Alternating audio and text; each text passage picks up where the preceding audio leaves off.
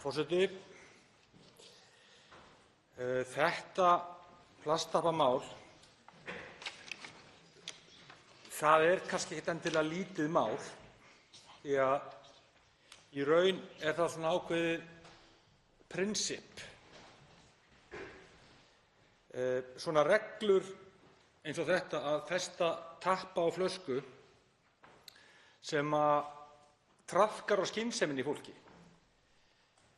Fólk sættir sig ekki við það að tapparnir séu á flöskunum vegna þess að þeir eru til það mikilla ama að það veldur svona ákveðinni líðan hjá mjög mörgum, og ég held að ef það færi með þjóðaratkvæðagreiðslu tappana þá myndi tappalöggjöfin vera felld með miklu meirihluta atkvæða. Og það er ýmislegt sem maður þarf að hafa í huga. Reglur sem gera meira ógagn en gagn, þær eru einhvern veginn þannig fyrir fólk að fólk mun reyna að brjóta þær. Og ég er nokkuð viss það að svona mannlegt eðli, þegar maður upplifir eitthvað að maður sé beittur mögulegum rangindum, þá reynir maður að svara því og með svona ákveðinni mótþróa þrjóskuröskun. Síðan allt þetta tal að hér sé talað neikvætt, það er náttúrulega í bara eyrum þess er hlustar hver gildishleðslan er. Það er alveg hægt að skilgreina það hvað er neikvætt og hvað er jákvætt. Í eyrum eins getur eitthvað verið neikvætt og eyrum annarra jákvætt. Og þetta mál er ekkert lítið mál og ég ætla aðeins að reifa það hér.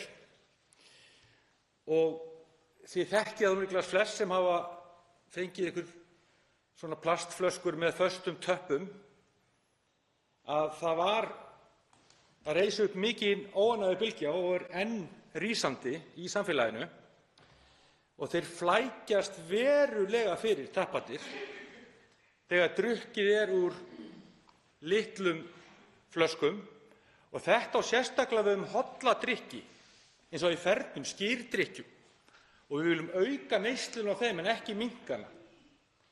Og það er í raun nánast ómögulegt ef það sé svona lítinn skýrdrykk, 250 millilitra, að drekka úr þeirri flösku án þess að sulla yfir sig allan.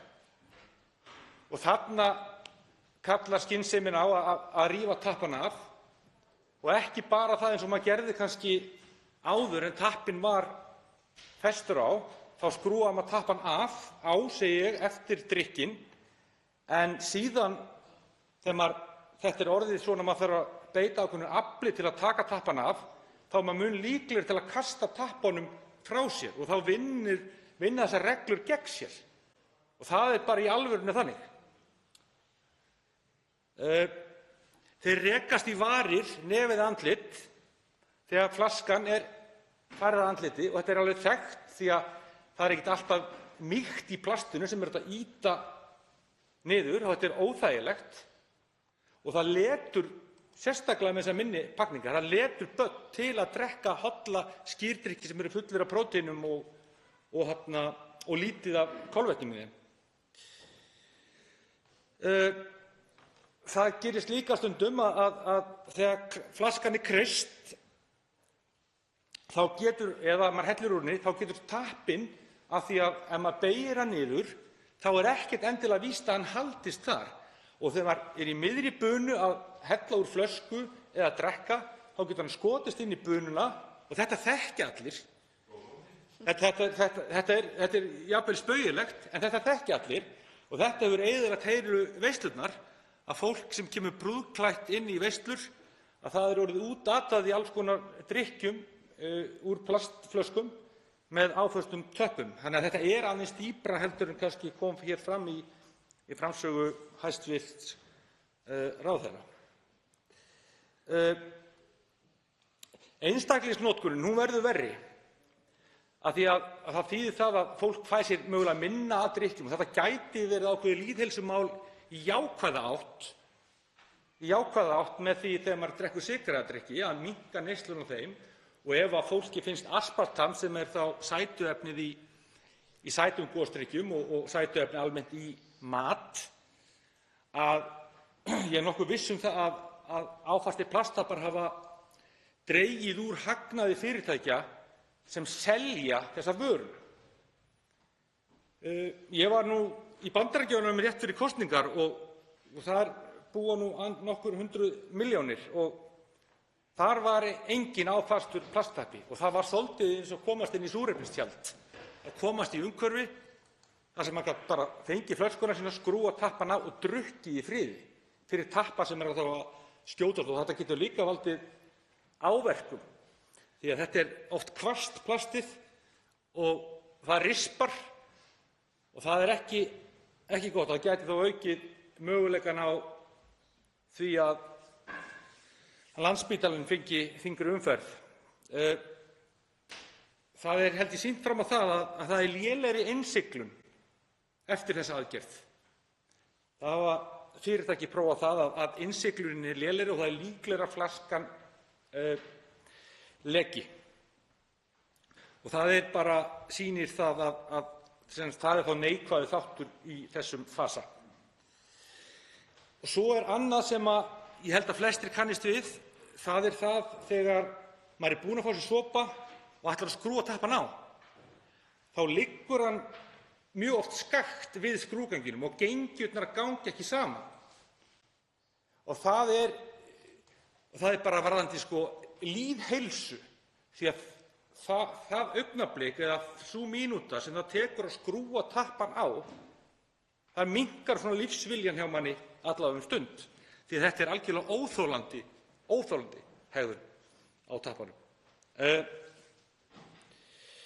Og þetta hefur gerst, ég bara undirritaði og lenti í því að hann skrúfaði tappann og með offorsi á flöskuna.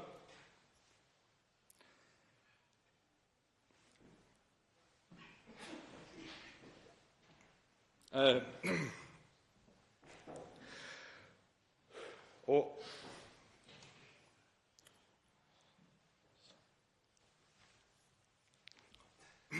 náði ekki alveg að skrúfa tappann á. Hann hélt að tappinn væri á og setti hann ofan í töskuna sína.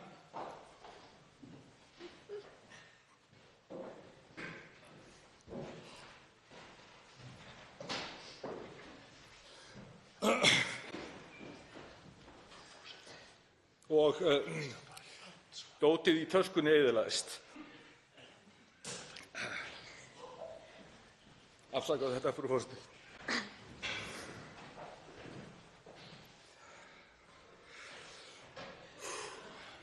Sumar gerðir fastra plasttappa þurfa meira plast vegna þess að tengið við innsiglið, þó að sé lítið, þegar við erum að tala um milljónir tappa, þá vigtar þetta tengi ákveðið mikið og samanlagt er þetta töluvert þegar við erum að tala um milljónir plasttappa. Og fastir plasttappar leysa ekki þennan vanda sjálfkrafa sem að reglurnar voru settar til að tappinn myndi enda á flöskunni, eins og ég hef áður efað. Þeir enda samt mögulega í rusli ef að fólk endurvinnur ekki rétt. Og þetta getur líka valdið ákveðnum misskilningi. Þú ert kannski með tetrapakkumbúðir sem búin til úr pappa og áli og svo með plasttappa á. Hvert á að henda tappanum?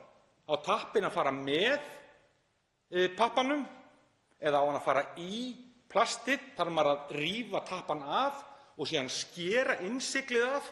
Því innsiglið og það ekkert létt að gera það. Maður þarf beittan hníf til að ná utan um innsiglið því að það er mjög þétt hálsinn á stútnum. Og það getur líka ákveðin áhættuhegðun í því að vera með beitt eggvopn að skera það af ef maður ætlar að flokka þetta alveg rétt. Því að reglan virðist einhvern veginn koma þeirri hugsun að hjá okkur að við eigum svo góð og gera þetta rétt að það er alveg líklegt hún ýti undir þá hegðun að mann reyna að skera innsiglið af.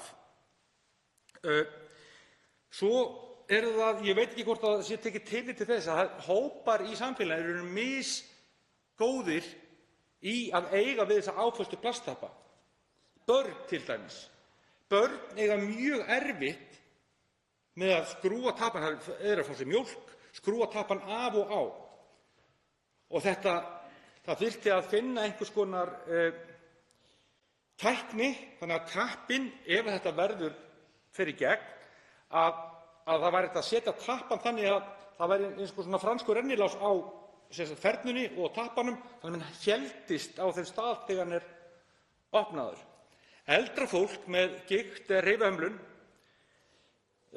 heyrt það margoft að það á í erfiðleikum með að toga tappann til hliðar og halda honum á sínum stað. Og þetta þá getur líka valdið því að ofþornun hjá eldra fólki, að það er síður líklegt til að drekka drykki þegar við erum komin á þennan stað. Og svo þetta sem ég nefndi áðan, þessi óþægilega staða tappans, að það grípur mann stundum pirringur og reiði þegar maður er að reyna að opna tappann og þá er innsigli orðið skakkt og það kostar oft pirring og ákveðin leiðindi. Síðan það sem ég hef sagt áður að í mótþróa og þroskaöskuninni þá rífa menn oft tappann á. Ég sé þarna fullorðna karlmenn reiðast og kasta tappanum frá sér og sá tappi fyrir ekki endurvinnslu. Endar bara í almennu sorpi eða út á víðavangi og fýkur síðan til sjávar mögulega. Endurvinnslufyrirtæki gætu þurft að endurhanna sína ferla út af þessu. Það er möguleiki og það er þá aukinn kostnaður. Og auðvitað þarf að fylgja, þessu efni þarf náttúrulega að fylgja fræðsluefni því að þetta er þannig mál að þrátt fyrir að þetta sé búið að vera lýði hér í svolítinn tíma þá sanna dæmin það að þetta er ekkert einfalt mál. Kolsýrðir drykkir, það eru drykkir með koltvísýringi. Það er koltvísýringur sem við erum að dæla hérna niður í berggrunninn og búið til berg. Kolsýrðir drykkir, þetta ætti að heita koltvísýrðir drykkir, ef það ætti rétt fara svona efnafræðilega með þá. En sem sagt fastir tappar minnka innsiglisgetu flasknanna og því er varan oftar ónýt af því að koltvísýran, það er aukinn þrýstingur í flöskunni vegna þess að þar verður ákveðin leysni. Lofttegundin koltvísýringur, hún losnar úr vökvanum sem er venjulega að mestu leyti vatn og koltvísýringur leitar út og skapar þrýsting og ef að tappinn heldur ekki nógu vel þá tapar drykkurinn þeim gæðum sem við erum að leita eftir. Og það hefur komið fram að fyrirtæki erlendis hafa fengið skammir fyrir það frá neytendum að drykkirnir hafi versnað af því að þeir eru flatir í flöskunum. Og það er ekki gott og menn vilja fá sína drykki í sem bestu standi. Framleiðslufyrirtækin þurftu að breyta flöskuhálsum til að henta nýju tappahönnuninni og þetta er vissulega einskiptiskostnaður en þetta kostaði sitt á sínum tíma. Ný mót og tæki, þetta kostar milljónir og dreifingin, því að það er aðeins aukið rúmmál við það að hafa meira plast í töppunum og þetta passar mögulega ekki eins vel í kassa. Og þetta endar þá auðvitað allt á neytendum. Þegar aukinn kostnaður, fyrirtækin vilja sinn arð og þetta endar þá á neytendum.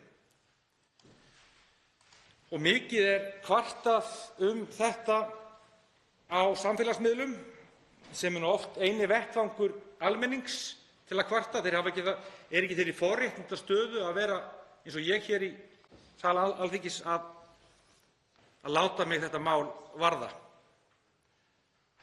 En þetta skiptir máli og ef að neytendur eru ósáttir þá þýðir það að það hægir á hagkerfinu og það þýðir mögulega samdrátt sem að gæti táknað atvinnuleysi. Þannig að þegar er skoðað djúpt í þennan poka þá liggur mögulega fleira undir steini en það sem menn héldu í fyrstu. Já.